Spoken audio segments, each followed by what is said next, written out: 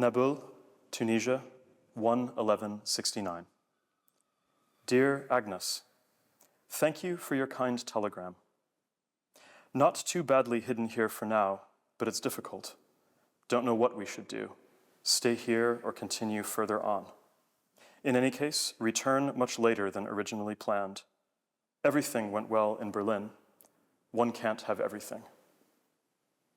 I go for a quick swim when the sun plays along. Pleasant sea and wide beach littered with cacti. The Arabs splendidly kind and understanding. Camels weep. Did you know?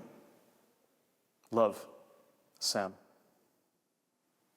Well, that letter comes to him in Tunisia about a week after the announcement of the Nobel Prize in Literature, which he won and was announced at least on the 23rd of October of 1969.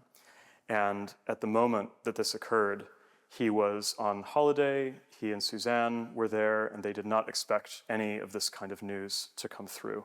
So famously, when the phone call arrives from the publisher, Suzanne replies, "Quelle catastrophe," says, "What a catastrophe."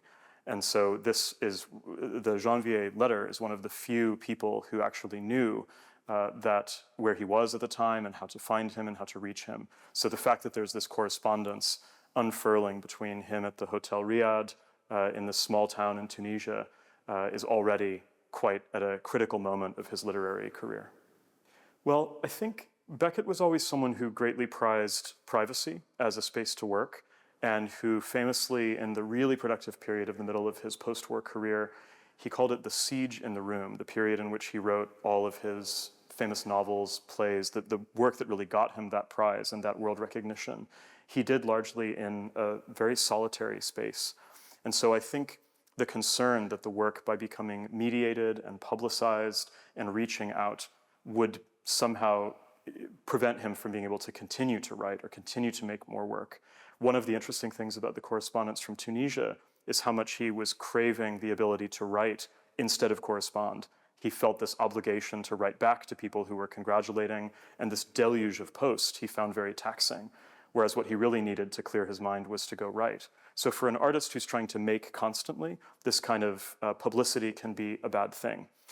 The tension, of course, is that people also are making it, they know what it took them to make, and they know that they wanted it to be read, they wanted it to be seen. So I think there's a dualism there. The creator wants to be seen and heard, but they don't want the consequences of that particular kind of fame that would take them out of their milieu where they're still able to create.